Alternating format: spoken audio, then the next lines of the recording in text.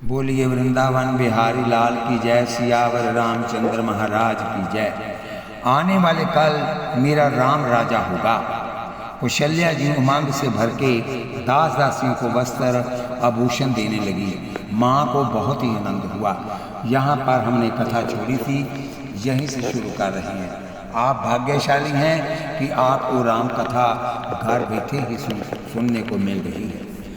राम आगे चल गए। राम राज्याभिषेक में विघ्न हुआ तो राम जी की इच्छा से ही हुआ, इसमें किसी का दोष नहीं।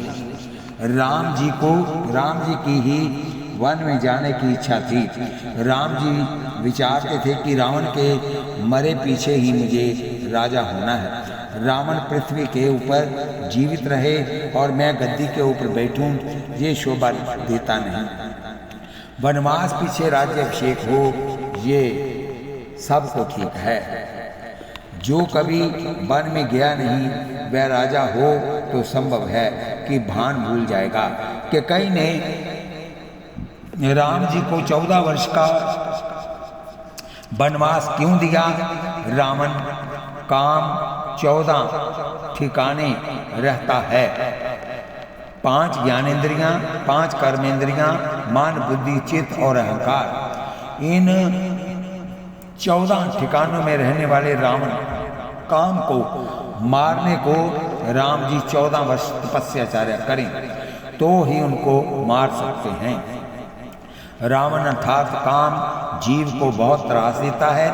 मनुष्य 14 वर्ष सादा जीवन बितावे, धीरे धीरे भक्ति बढ़ावे तो काम को मार सकता है।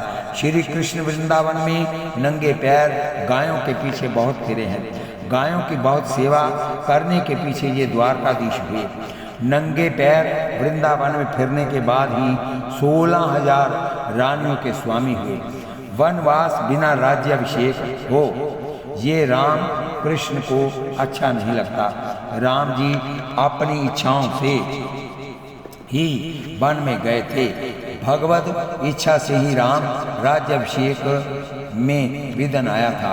परंतु एक महापुरुष ने कहा है कि राम राज्याभिषेक में विघ्न कौशल्या जी की एक भूल के कारण आया है। कौशल्या जी की क्या भूल हुई थी? राम जी का अभिषेक होने को है। यह सुनकर कौशल्या जी बहुत राजी हुई। घर के नौकर चाकरों को वस्त्र आभूषण दिए, घर की दासियों का सम्मान किया। परंतु कौशल्या जी ने ककई की दासी का सम्मान किया नहीं। व्यवहार बहुत कठिन है, परमार्थ सरल है। व्यवहार में कोई भूल हो तो लोग क्षमा करते नहीं, सजा देते हैं। सेवा में, भक्ति में कोई भूल हो जाए तो भगवान क्षमा कर देते हैं। परमात्मा अति उदार है। भक्ति में भूल हो जाए तो भगवान जल्दी दंड देते नहीं। इसकी भूल हुई कहकर भगवान भी भूल जाते हैं। परंतु व्यवहार में कोई भूल हो जाए तो संसार के लोग इसे जल्दी भूलते नहीं, और इसलिए मनुष्य व्यवहार में सावधान रहता है, भक्ति में सावधान रहता है नहीं। भक्ति में सावधान रहता नहीं। मनुष्य समझता है कि व्यवहार में भूल करूंगा तो लोग मुझे दंड देंगे। व्यवहार करो परंतु व्यवहार में डूबना नहीं। व्यवहार करते हुए आत्मस्वरूप का अनुसंधान न रखो, वह पाप है। मन के स्थूल और सूक्ष्म 2 भेद हैं। मन का स्थूल भाग भले ही व्यवहार में हो, परंतु मन का सूक्ष्म भाव परमात्मा में पिरो कर रखना। पनी हारी पानी भरने जाती है, उस समय माथे पर 3-3 घड़े होते हैं। एक हाथ में घड़ा और दूसरे हाथ में रस्सी होती है। एक दूसरे के साथ बातें करती हुई जाती हैं, परंतु माथे के ऊपर रखे हुए घड़े गिरते नहीं। कारण कि पनिहारन का स्थूल मन बातों में होता है, परंतु सूक्ष्म मन माथे के ऊपर रखे हुए घड़ों में ही होता है। इस प्रकार व्यवहार करते समय भगवान को भूलना नहीं। परमार्थ सरल है, व्यवहार कठिन है। बालक में सूक्ष्म रीति से मन रखकर जिस प्रकार माँ घर के समस्त काम काज करती है, उसी प्रकार सूक्ष्म रीति से मन परमेश्वर में रखकर व्यवहार करोगे तो व्यवहार में सफलता मिलेगी। कौशल्या जी की ये थोड़ी भूल हुई कि घर की दासियों को तो सम्मान किया, परंतु कैकेयी की दासियों को सम्मान नहीं किया। कैकेयी की दासी मंथरा को 2-4 साड़ियाँ दे दी होती तो ये सब उत्पात नहीं होता। कौशल्या जी ने मंथरा को कुछ दिया नहीं। स्वयं की एक दासी को कौशल्या ने बहुत मान दिया और कहा, मेरे राम को तूने खिलाया है, बड़ा किया है। मेरा राम तुझको माता के समान मानता है।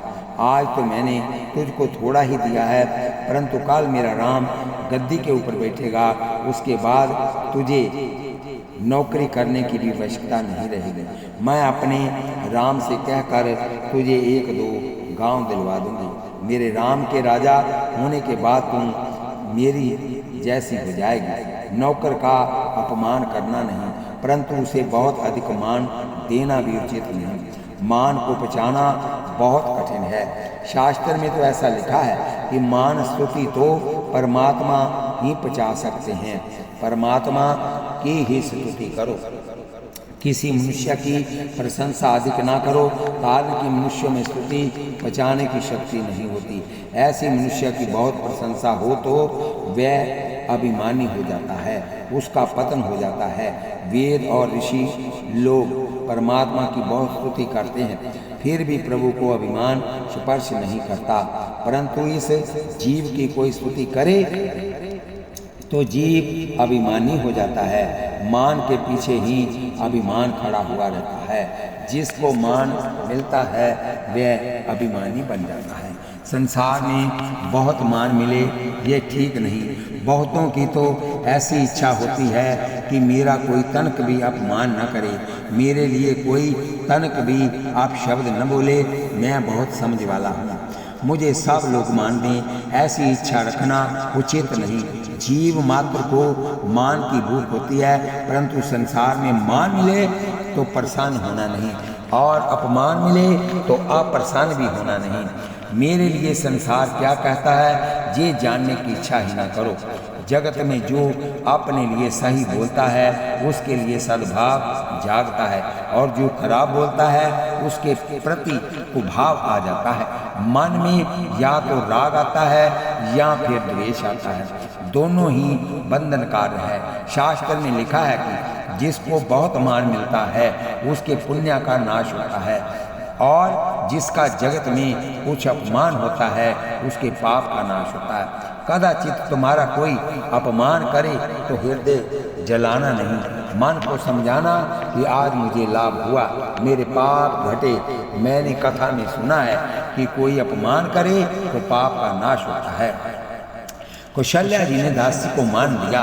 दासी को बहुत आनंद हुआ, परंतु वह मान पचा नहीं सकी। वह वहाँ से जा रही थी, उसको रास्ते में मंथरा मिली। इसको खूब आनंद में देखकर मंथरा ने पूछा, तुम आज किसका इतने आनंद में जा रही है? इतना अधिक आनंद किस बात का है? दासी ने कहा, मेरे जैसा भाग्यशाली कौन है? मैं तो कौशल्या जी की दासी हूँ। मैंने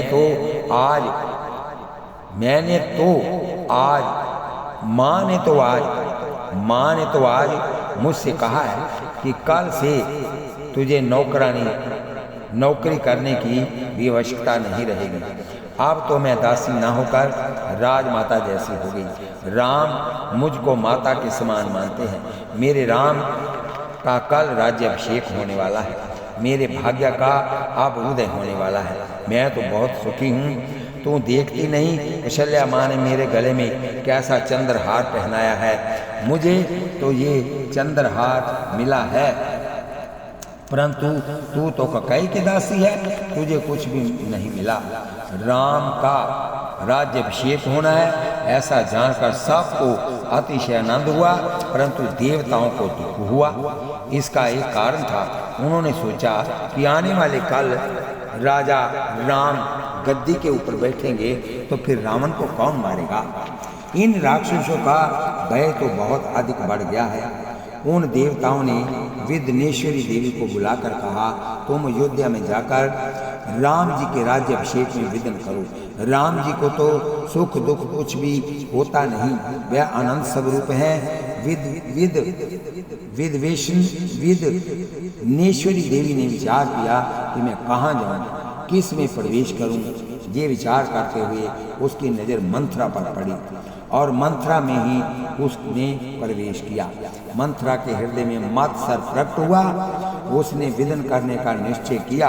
कौशल्या जी ने मेरा सम्मान नहीं किया, सबको दिया परंतु मुझको कुछ दिया नहीं, इसलिए राम राज्याभिषेक में विदन करूंगी। मंथरा कई के पास गई, जाकर उसने नाटक आरंभ किया और रोने लगी। कितनी ही माता ऐसी होती हैं कि उनको नकली रूप से रोना भी आता है। ऐसी रोती हैं कि दूसरे को ऐसा लगता है कि ये बहुत दुखी है। वह कोई दुख से नहीं रोती, परंतु रोने की उनके पास कोई कला होती है। ये माताएं लौकिक व्यवहार में भी जाती हैं और आंखों से आंसू बहाती हैं। क्या कोई संबंध की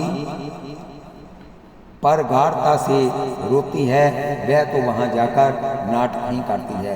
ककई के आगे मंथरा ने वही स्त्री चरित्र किया। आंख से आंसू निकाल लिए मंथरा कपट से रोने लगी। वह क्या कोई दुख से रो रही थी, संबंधी बनकर रो रही थी। इसका तो सब नाटक ही था। ककई को आश्चर्य हुआ। उसने मंथरा से पूछा, तू क्यों रो रही है, तुझे क्या हो गया है? लक्ष्मण जी ने तुझे कोई सजा दी है क्या? तू बहुत बोलने वाली है, इसलिए कदाचित तुझे लक्ष्मण जी ने सजा दे डाली मालूम होती है। ककई मंथरा से बराबर पूछती थी, परंतु मंथरा बोलती ही नहीं थी, जोर जोर से पर श्वास छोड़ती थी। ककई ने कहा, तू बोलती तो सही, तू बोल तो सही, तुझे क्या हो गया है, क्यों रो रही है? मेरे राम तो कुशल से है ना? दशरथ महाराज तो आनंद में हैं, कुशल राम महिपाल। ककई का राग जी अतिशय प्रेम था। ककई का राम जी में अतिशय प्रेम था, इसलिए ककई ने मंथरा से पूछा कि तू क्यों रोती है? मेरे राम को तो कुछ नहीं हो गया है। स्त्री को पुत्र की अपेक्षा पति में समस्त प्रेम होना चाहिए, ऐसा शास्त्र में लिखा है। पतिव्रता स्त्री पुत्र की अपेक्षा समस्त प्रेम पति में रखती है।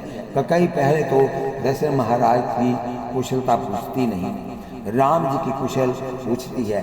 दशरथ महाराज की वृद्ध अवस्था थी, कदाचित कुछ हो तो दशरथ महाराज को ही हो, ऐसा संभव था। राम जी को क्या होना था, परंतु ककई का राम जी में इतना प्रेम था कि पति की कुशल ना पूछकर पुत्र की कुशल पहले पूछी। मंथरा ने कहा, राम जी की तो कुशल ही कुशल है। राम का तो कल राज्याभिषेक होने वाला है, राम का राज्याभिषेक होना है। सुनकर ककई को बहुत आनंद हुआ। ककई के गले में चंद्रहार था, उसको उतार कर ककई ने मंथरा को दिया और कहा, मेरे राम का राज्याभिषेक होने वाला है।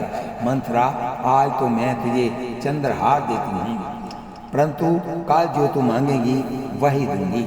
मंथरा, तू मेरे पास से अति प्रिय वस्तु प्राप्त करने योग्य है। मेरे लिए तो राम जी के राज्याभिषेक के समाचार से बढ़कर प्रिय और अमृत समान दूसरा कोई वचन नहीं। ऐसी परम प्रिय वार्ता तूने मुझसे कही है। तूने ऐसा प्रिय समाचार कहा, इसलिए तेरी इच्छा में आवे वह मांग ले, मैं तुझको अवश्य ही दूंगी। मंथरा, मैंने तो अनेक बार परीक्षा की है, राम का मेरे ऊपर कौशल्या की अपेक्षा भी अधिक प्रेम है।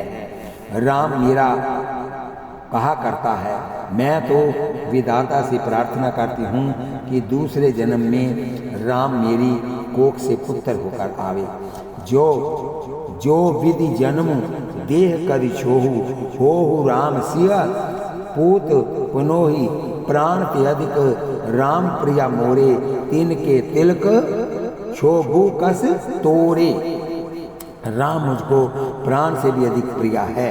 तुम परंतु ये तो कह कि राम के तिलक से तुझे क्यों इतना दुख हो रहा है? मंथरा ने बराबर वही नाटक चालू रखा।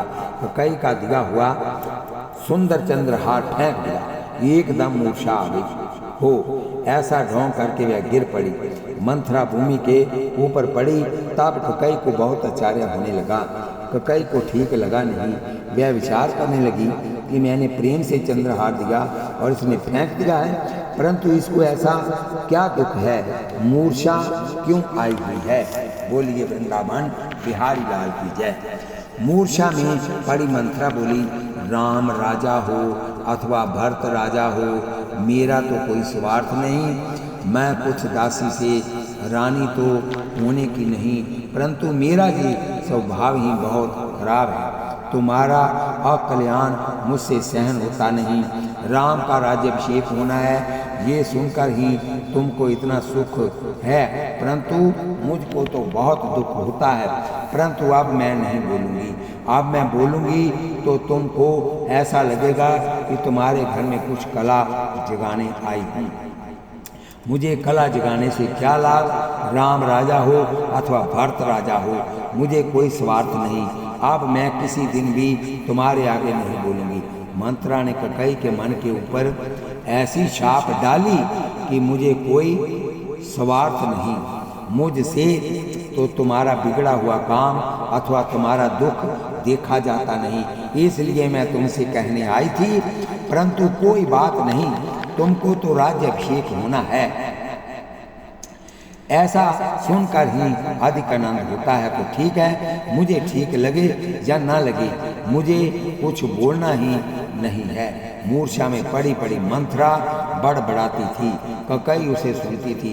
ककई ने विचार किया कि ये जो भी हो रही है वह कुछ बुरी बात भी नहीं है। राजा राम हो अथवा भरत राम हो, इसका क्या स्वार्थ? मेरे साथ इसका बहुत लगाव है, इस कारण से ये कुछ खास बात कहने मेरे पास आई है। चंद्रहार फेंक दिया, ये मेरी समझ में नहीं आया, परंतु अब इसका तिरस्कार न करके इसे प्रेम से मनाऊंगी। ककई मंथरा के पास बैठ गई और उसकी पीठ पर हाथ फेरने लगी। मंथरा का स्पर्श करने से ककई की बुद्धि बिगड़ गई। अति कामी का अति पापी का स्पर्श करना ही नहीं, स्पर्श करने से उनके परमाणु अपने में आ जाते हैं। स्पर्श से अनेक दोष उत्पन्न होते हैं। बिना कारण किसी को भी स्पर्श न करो, किसी को छूना, किसी को ना छूना, ऐसी जो स्पर्श मीमांसा अपने ऋषियों ने की है वह बहुत समझ कर की है। इसमें किसी जीव का तिरस्कार नहीं किया गया है। आत्मा तो शुद्ध है, परंतु सबका शरीर शुद्ध नहीं। कदाचित स्थूल शरीर भले ही ठीक हो, परंतु सूक्ष्म शरीर बिगड़ा हुआ हो तो वह दूसरे को बिगाड़ देता है। जिसका चरित्र अति शुद्ध ना हो, उसके हाथ का पानी भी पीना उचित नहीं, याद रखना। ककई ने मंथरा का स्पर्श नहीं किया था, तब तक ककई की बुद्धि नहीं बिगड़ी थी, परंतु यहाँ मंथरा का स्पर्श किया कि बुद्धि बिगड़ गई। ककई मंथरा को मनाने लगी, तू ठीक कह रही है, तुझे क्यों इतना अधिक दुख हो रहा है? तू मुझको बहुत अच्छी लगती है, तूने मेरी बहुत सेवा की है। मंथरा ने कहा, मैंने तुम्हारा इतना खाया है, तुम्हारे कपड़े मैंने पहने हैं। ककई मंथरा को पीहर से लेकर आई थी। मंथरा का जन्म अयोध्या में हुआ नहीं था। जिसका जन्म अयोध्या में होता है उसके हृदय में कली का प्रवेश नहीं होता। मंथरा कैकई देश की थी। कैकई जिस समय पीहर से अयोध्या जाने लगी, उस समय इसके पिता ने इनसे पूछा कि मैं तुझे क्या दूं। उस समय ककई ने कहा, मैं तो अयोध्या की रानी होकर जा रही हूँ, वहाँ सब कुछ है, मुझे किसी की जरूरत नहीं, परंतु ये मंथरा मुझको बहुत अच्छी लगती है, इसलिए ककई पीहर से मंथरा को लेकर आई थी। कैकई जिस समय मंथरा को मनाकर पूछने लगी, उस समय मंथरा ने कहा, तुम्हारा बिगड़े ये मुझसे देखा नहीं जाता, परंतु मुझको बोलने में भय लगता है।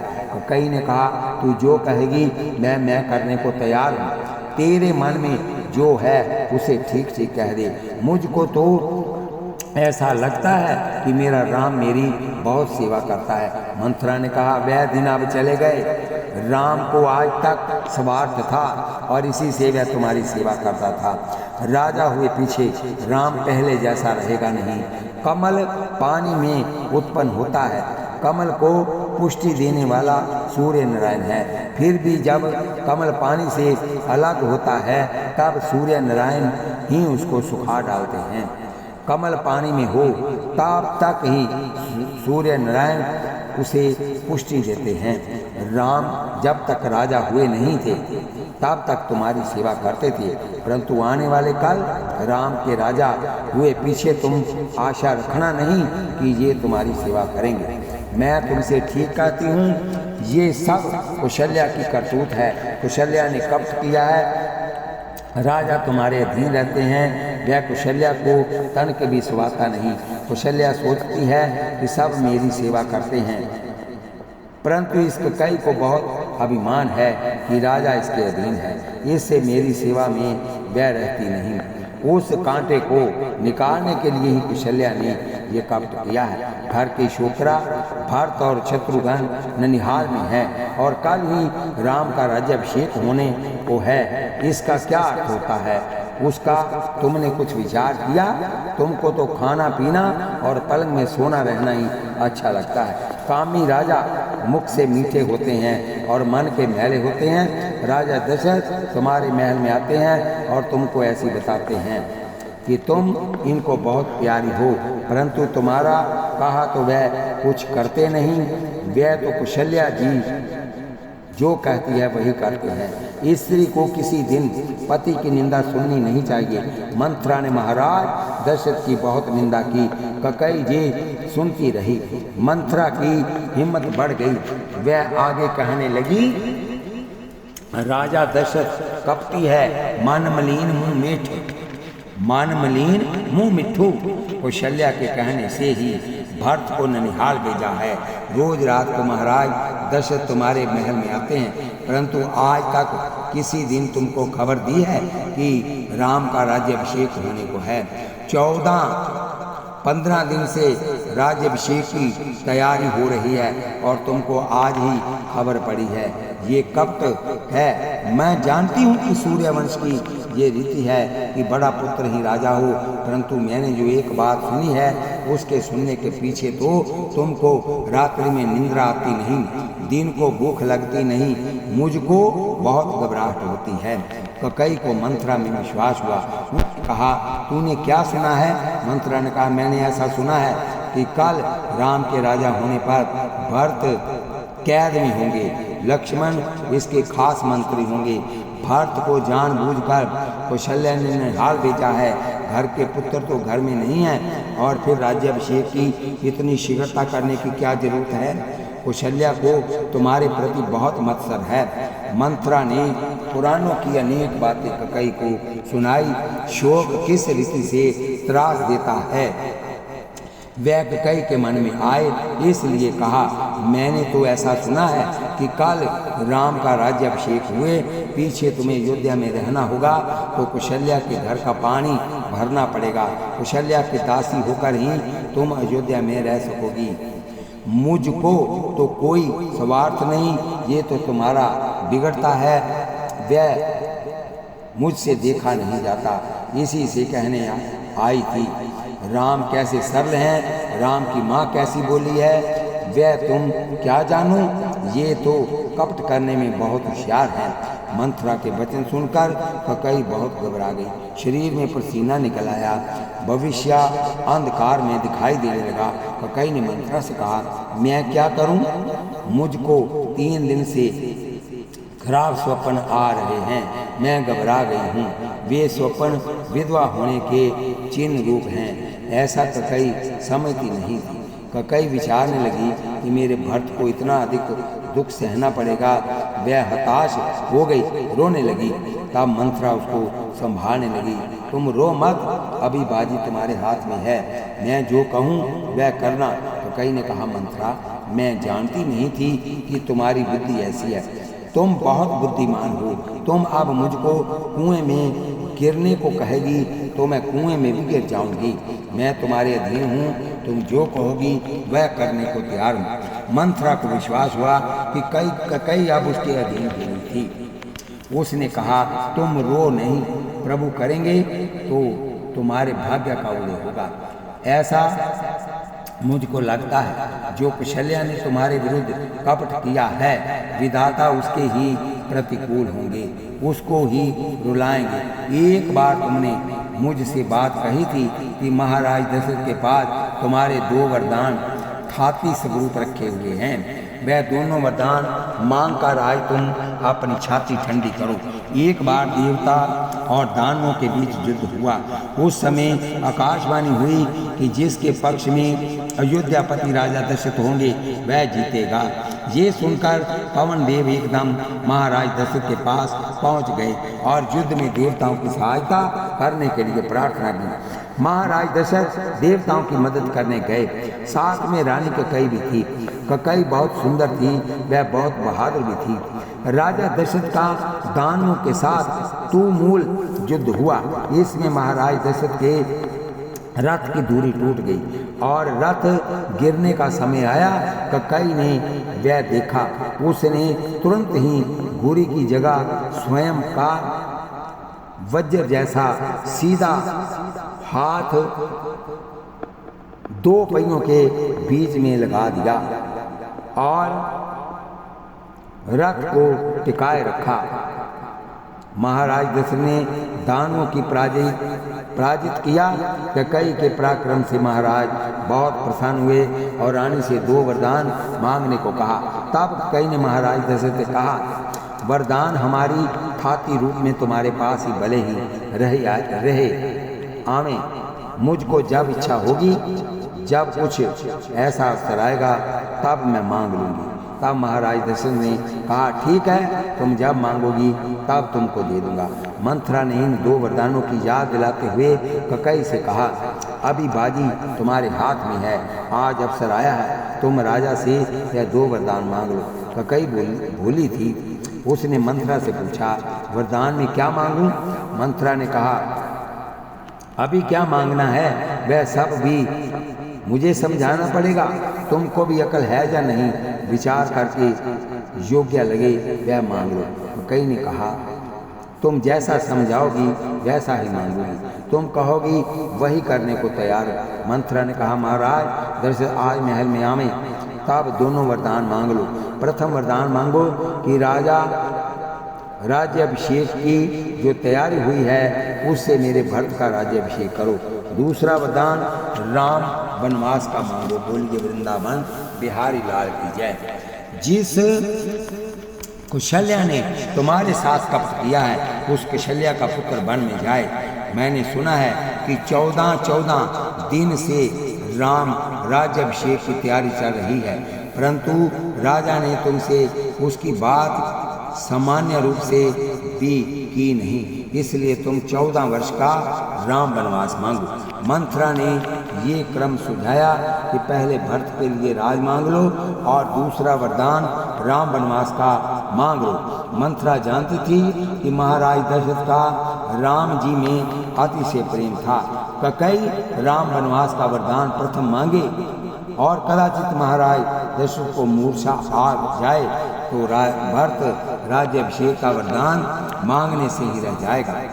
इससे मंथरा ने ककई से कहा कि पहले वरदान से भरत के लिए राज्य मांग लो और दूसरा वरदान राम वनवास का मांगो, तुम्हारे भाग्य का उदय होने वाला है, तुम सुखी होगी। मंथरा ने इस रीति से ककई को बहुत शिक्षा दी। ककई ने कहा, अब राजा के घर आने पर ये 2 वरदान मैं मांगूंगी, उनको देने ही पड़ेंगे। मुझसे कहा है कि जो मांगोगी वही दूंगा। 2 वरदान खाती स्वरूप में मैंने रखे हैं। मंथरा ककई को समझाने लगी, उतावली से काम बिगड़ता है, बहुत सावधानी होकर काम करना है। महाराज दशरथ को तुम सीधे सीधे कहोगी कि राम को वनवास दो तो वह कभी राम को वनवास में भेजेंगे नहीं, तुमको बराबर कपट करना पड़ेगा। तो ही अपना काम बनेगा। ककई ने पूछा, मुझे कपट करना है, वह किस प्रकार से करना है? ककई बोली थी, वह मंथरा के अधीन हो गई थी। मंथरा ने समझाना आरंभ किया, प्रथम तो इस कुमकुम तिलक को छुट्टी दो। शास्त्र में लिखा है कि चाहे जितना दुख का प्रसंग आवे तो भी सौभाग्यवती स्त्री कुमकुम तिलक का तनिक भी अपमान न करे। फिर भी मंथरा ने ऐसा सिखाया कि कुमकुम तिलक को छुट्टी दो, वस्त्र भूषणों को फेंक दो, काले वस्त्र पहनो, कोप भवन में घुस जाओ और धरती के ऊपर पड़ जाओ। महाराज दशरथ आकर तुमको मनाएंगे कि कई तुम मांगोगी वही दूंगा, परंतु मांगना नहीं, वह तो मन के मैले हैं। प्रारंभ में ऐसा बोलेंगे, परंतु तुम राम वनवास का वरदान मांगोगी, वह तुमको नहीं देंगे। राजा दशरथ सब कुछ दे सकते हैं, परंतु राम को आंखों से दूर नहीं कर सकते। वे बार बार तुमको मनावें, तुम्हारे चरणों के ऊपर हाथ फेरें, परंतु एक अक्षर भी बोलना नहीं। राजा को आंख उठाकर देखना भी नहीं, उसका तिरस्कार करना कि मेरी साथ बात मत करो, तुम कुशल्या के घर जाओ। राजा दशरथ अनेक प्रकार से तुमको मनावेंगे, परंतु तुम मानना नहीं। वह तुझसे कहेंगे मांगो, तुम तो मांगोगी, वही देने को तैयार हूँ। राजा को रंक बना दूँ, रंक को राजा बना दूँ, परंतु एक अक्षर भी मुख से निकलना नहीं। बहुत व्याकुल हुए महाराज दशरथ जब ऐसा बोलें कि मैं राम की सुगंध खाकर कहता हूँ कि तुम जो मांगोगी वही तुमको दूंगा, तब ही मांगना। राम शपथ में राजा को बांधने के उपरांत ही तुम वरदान मांगना, नहीं तो राजा मुकर जाएंगे। मंथरा की बात कुछ गलत नहीं थी। महाराज दशरथ नरक में जाने को तैयार थे, परंतु राम को आंखों से दूर करने को तैयार नहीं थे। महाराज दशरथ की ऐसी इच्छा थी कि मैं झूठ बोलूं, उसका समस्त पाप मेरे माथे भले ही आवे, परंतु मेरे राम मेरी आंखों से दूर न जाएं। परंतु महाराज दशरथ श्री राम की सुगंध ले बैठे थे और इसी कारण ही राम जी वन में गए। उस समय महाराज दशरथ ने मनाही की नहीं, उन्होंने राम जी से वन में जाओ ऐसा कहा नहीं। फिर भी राम जी वन में जाने लगे तो ना भी नहीं के कारण कि इसको ऐसा लग रहा था कि मैंने राम जी की सुगंध ली हुई है, मैं राम शपथ से बंधा हुआ हूँ। मंथरा ने ही ये पक्की शिक्षा ककई को दी थी कि महाराज दशरथ राम की सुगंध न ले तब तक वरदान मांगना नहीं। वो पति राम शपथ जब करई तब मांगो यही वचन न टरही। मंथरा की ये करामात थी, ककई को ये ठीक लगी। इसने कहा राजा आज आएंगे, उस समय मैं भी कपट करूंगी, उसको बता दूंगी मंथरा तूने मुझको बहुत सुंदर शिक्षा दी है, मेरा पुत्र राजा होगा तब मैं तेरा सम्मान करूंगी, तुमको अनेक गांव दिलवा दूंगी। मंथरा ककई को इस रीति से शिक्षा देकर वहां से चली गई। ककई ने वस्त्र भूषण उतार कर फेंक दिए, वो भवन में जाकर धरती पर जा पड़ी। मानव को संग से दुखी होता है, ककई को मंथरा का कुसंग प्राप्त हुआ। सत्संग से मनुष्य को अपने दोषों का भान होता है, वह सावधान होता है, उसके अंतर में विवेक जागता है, उसका स्वभाव सुधरता है और वह सुखी होता है। कुसंग से ही मानव बिगड़ता है। श्री महादेव जी पार्वती से कहते हैं, बोलिए वृंदावन बिहारी लाल की जय। दुष्ट लोगों के संग से सदैव दूर रहना, नहीं तो पतन होते देर नहीं लगती। परमात्मा श्री राम कृपा करते हैं तब अधिक संपत्ति देते नहीं, सत्संग देते हैं। साधारण मनुष्य ऐसा समझता है कि बहुत पैसा मिले, संसार का सुख अधिक मिले, वही प्रभु की कृपा का फल है। अरे जिसको बहुत पैसा मिलता है वह भाग्यशाली नहीं। बोलिए वृंदावन बिहारी लाल की जय। अति संपत्ति मनुष्य को परमादि बनाती है। इस कथा को हम यहीं पर विश्राम देते हैं, आगे फिर कथा चलेगी। इस कथा को आप आशीर्वाद के रूप में सब्सक्राइब, लाइक, शेयर कीजिए और कमेंट बॉक्स में लिखिए कि कथा आपको कैसी लगती है। और आपका एक पल का समय लगना है सब्सक्राइब करने में और हमारा कुछ भला हो जाएगा। बोलिए वृंदावन बिहारी लाल की जय। हाथों कानों से कथा सुनिए।